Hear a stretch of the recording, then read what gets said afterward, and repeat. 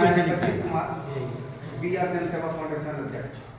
BR जन सेवा foundation की तरफ से यहाँ जितने हैं पूर्व सैनिक, चाहे वो बेलागंज के हो, चाहे दूसरे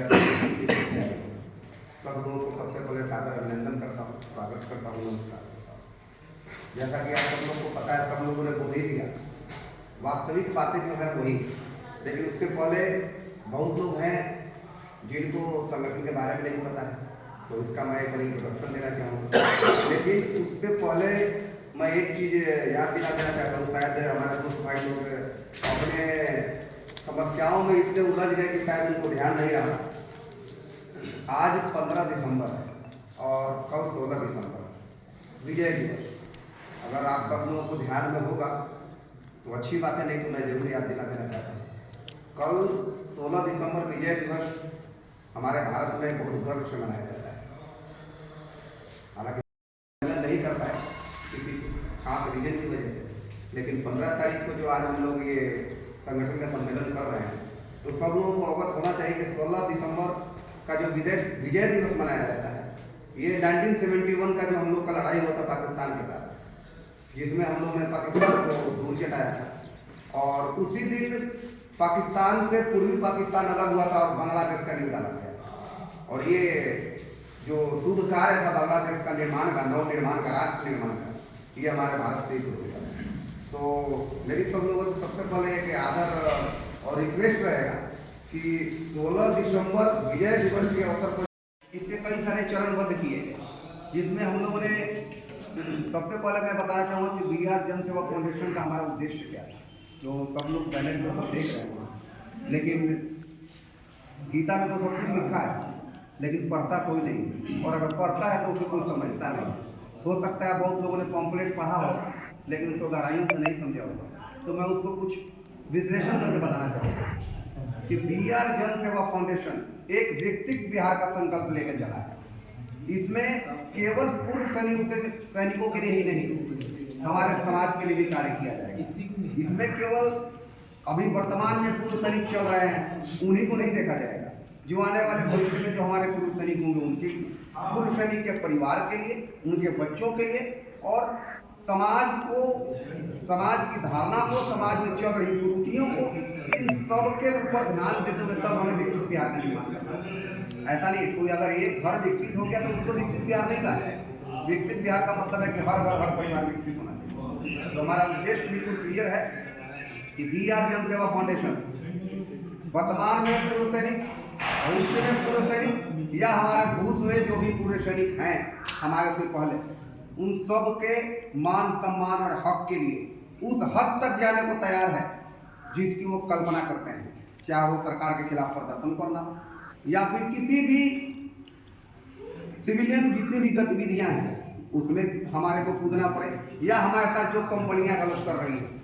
कुल मिलाकर हम एक ही शब्द में कहना चाहेंगे, जहां समस्या है वहां BR जन सेवा फाउंडेशन खड़ी होगी। लेकिन BR जन सेवा फाउंडेशन अकेले कैसे खड़ी हो सकती है? उसके लिए हम सबका होना जरूरी है। इसीलिए हम लोगों ने सबसे पहला जो है तो चरण मिशन क्रांति के नाम से रखा है। मिशन क्रांति पूर्व सैनिक बिहार कर गया। इसके तहत BR जन सेवा फाउंडेशन के अंदर जो भी कार्रवाइयाँ होंगी इसी ऑपरेशन के तहत होंगी। आने वाले वर्ष में, आज भले ही बिहार का अभियान चल रहा है, लेकिन आगे जितनी भी कार्रवाइयाँ होंगी सारी की सारी कार्रवाइयाँ इसी ऑपरेशन के तहत चलेंगी।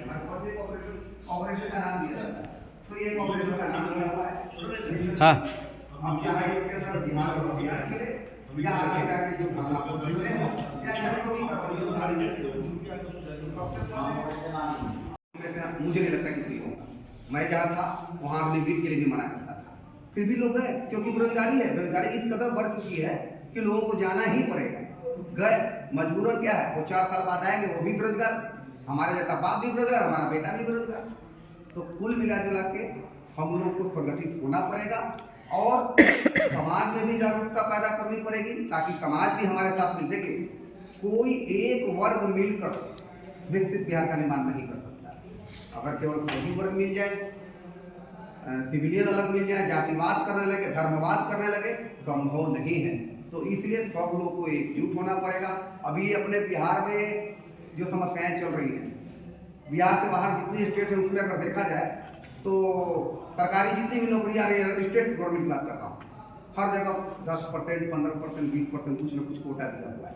उसको कोटा एक्चुअल में लोग नाम दिए हैं।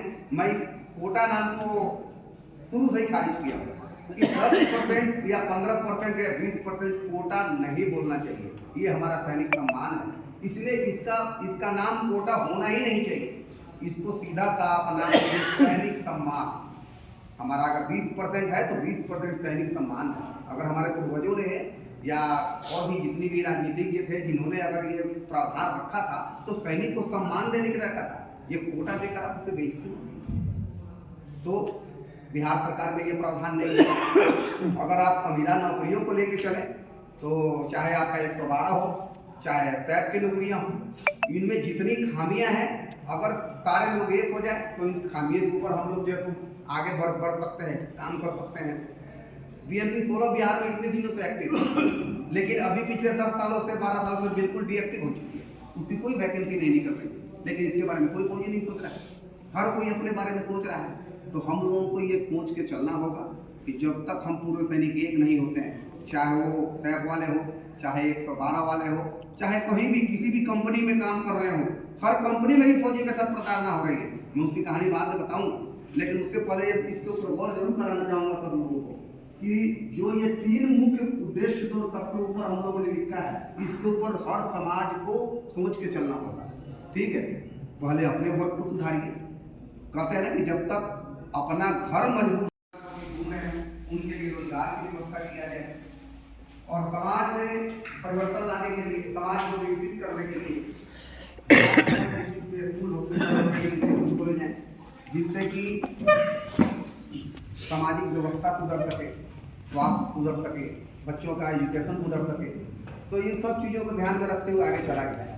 अब सब लोग जैसा कि जान रहे होंगे, अगर आपने कुछ दशक पहले अगर देखा जाए तो फौजियों का एक अलग ही मान सम्मान होता था। 1965, 1971 या कारगिल की इतनी लड़ाइयाँ चलती थी तो उस समय फौजियों का गर्व से सीना चौड़ा रहता था।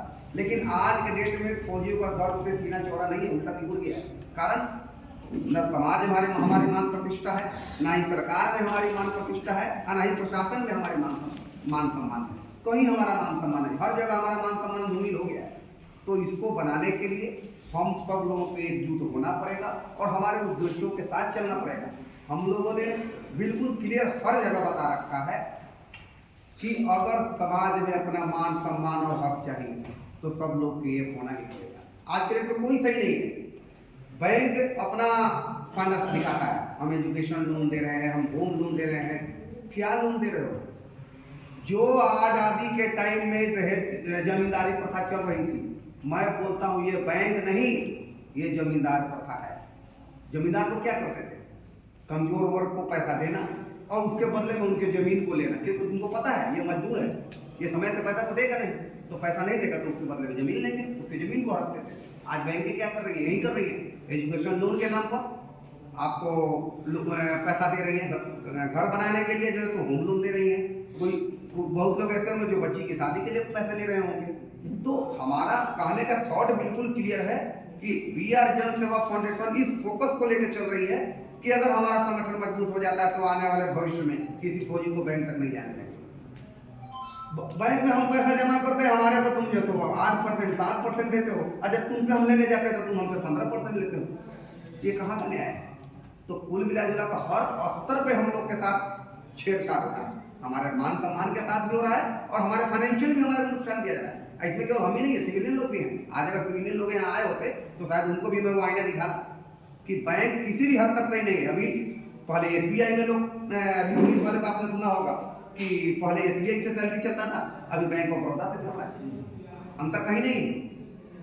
दोनों को आप क्राइटेरिया को पढ़िएगा। लोन जो देने के जो दायरे हैं बैंक ऑफ बड़ौदा ने बढ़ा दिया, इसका मतलब कर्ज लेने का दायरा बढ़ा दिया, मतलब आप और ज्यादा कर्ज लो ताकि आपके ऊपर और ज्यादा दबाव बनाया जाए। तो बैंकें भी हमारे साथ गलत कर रही हैं, सरकार भी हमारे साथ गलत कर रहा है। तो आने वाले भविष्य को अगर देखा जाए तो पूरी तरह से एक जनरेशन नहीं, आने वाली सारी जनरेशनें बर्बाद होंगी। सेना से कुछ नहीं कर सकते। अगर हमारा फौजी समाज ही अगर हमारे साथ नहीं है तो सिविलियन लोगों का समाज का साथ लेके भी हम कुछ नहीं कर सकते, क्योंकि असली वेलफेयर तो हमारा अपने संगठन से मिलेगा, हमारे फौजी समुदाय से मिलेगा। तो हमारा यही मुख्य उद्देश्य है कि सबसे पहले हमारा जो BR जन सेवा फाउंडेशन का पहला चरण है मिशन क्रांति, इसको पूरे बिहार में चाहे डिजिटली फैलाना हो, चाहे डोर टू डोर फैलाना हो, जो जहाँ रह रहे हैं वहाँ एक दूसरे को बताइए, उसके उद्देश्य को समझाइए कि हमारा उद्देश्य क्या चल रहा है। हम हर तरह से समाज के साथ चलने को तैयार हैं, लेकिन हमारे वर्ग को हमारा वो मान सम्मान मिलना चाहिए जो हमारे पूर्वज ने जो ख्यातियाँ दिखाई हैं। और 1965, 1971 और कारगिल, बस उसी दिन के लिए हम लोग थे। बलि का बकरा थे क्या कि केवल कट गए बस, उसके बाद काम खत्म? ऐसा नहीं होना चाहिए। आज विजय दिवस है, कल विजय दिवस है। अभी तक तो हम कहीं किसी न्यूज में ही नहीं सुन रहे हैं कि विजय दिवस है। बस केवल सुनने को आएगा कि मोदी जी या कहीं कहीं गए जाके झंडा फहरा दिया। वो विजय दिवस नहीं होना चाहिए। विजय दिवस दिलों के अंदर होना चाहिए। और वो समाज को हमें समाज से लेना है, तो उसके लिए हमें क्या करना है? समाज के लिए भी कुछ करना है। तो सबसे पहले सब लोग संगठित हो, अपने लिए हम लोग खड़े हो। जब हमारा मजबूत हो जाएगा, अपने हकों के लिए अगर हम लोग खड़ा होना शुरू कर देंगे, समाज भी अपने आप आएगी, क्योंकि हम लोग समाज के लिए भी तो रखा है। अभी सोचने के लिए कई लोगों से मेरा बातचीत होता है, कई लोग बोलते हैं सर मेरा तो उम्र खत्म हो गया, आप BSc 16 की बात करते हो, आप सरकारी नौकरी की बात करते हो। तो मेरा उनसे एक ही वर्ड रहता है सवाल कि एक बात बताओ, आज सरकार आपको पेंशन दे रही है, आपका उम्र खत्म हो गया, नौकरी नहीं लगेगी, गारंटी है आपके पास कि कल आपके बाल बच्चों को नौकरी लग जाएगी? और अगर नौकरी नहीं लगी तो कहाँ खाक चढ़ेंगे? SIS में जाके गार्ड ड्यूटी करेंगे या फिर किसी और कंपनी में करेंगे? क्या वहाँ पर उसमें अपने आप को उतना सुरक्षित महसूस कर सकते हैं? लेकिन अगर हमने ये 3 पॉइंट जो रखे हैं बना करके कि बिहार के हर डिस्ट्रिक्ट में स्कूल, हॉस्पिटल और इंस्टीट्यूट खोले जाएंगे, अगर हमारी 2.5 या 3 लाख की जो भी आबादी है पूर्व सैनिकों की, अगर हम लोग मिल के अगर ये स्कूल, हॉस्पिटल और इंस्टीट्यूट अगर बना देते हैं, तो क्या उसमें एम्प्लॉयमेंट की जरूरत नहीं पड़ेगी? तो हम किसको लाएंगे? हम उसी को लाएंगे ना। सबसे पहले अपने वर्ग को सुधारेंगे। हमारे फौजियों के बच्चे जो बेरोजगार भटक रहे हैं उधर, सबसे पहले उनको एम्प्लॉयमेंट करेंगे। तो हमारा BR जन सेवा फाउंडेशन केवल वर्तमान को देख के नहीं चल रहा है, हम लोग भविष्य को लेकर चल रहे हैं। और सबसे बड़ी बात है कि देखिए, इसका न्यूज जरूर मैंने डाला था, इसके बारे में जरूर मैंने सोचा था, तो हर चीज को अपने ऊपर मैंने इम्प्लीमेंट किया था कि मेरे साथ क्या हो रहा है और मेरे साथ आगे क्या होगा।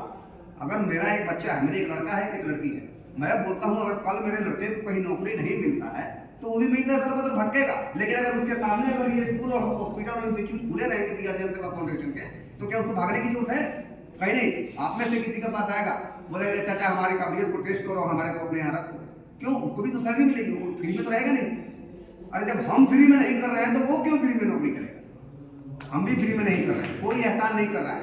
संगठन के पॉम्पलेट पर पढ़ेगा, बिल्कुल क्लियर लिखा हुआ है कि BR जन सेवा फाउंडेशन आने वाले भविष्य में वैसे सदस्य जो BR जन सेवा फाउंडेशन के प्रति अपनी भावना रखते हैं, अपनी मेहनत को दिखाते हैं, अपनी निष्ठा को दिखाते हैं, तो उन्हें एम्प्लॉय घोषित करते हुए उन्हें सैलरी भी दिया जाएगा। और इसमें कोई उम्र की सीमा नहीं होगी जो सरकारी गवर्नमेंट ने ले रखा है, 60 साल 65 साल नहीं, जब तक जिएगा।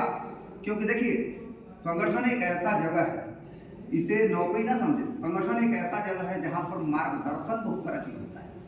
और वो मार्गदर्शन हमें जैसे जैसे उम्र बढ़ती है उनके अनुभव से मिलता है। तो यहाँ पर नौकरी का तो कोई व्यू ही नहीं है, यहाँ पर आपके मार्गदर्शन का, आपके सोच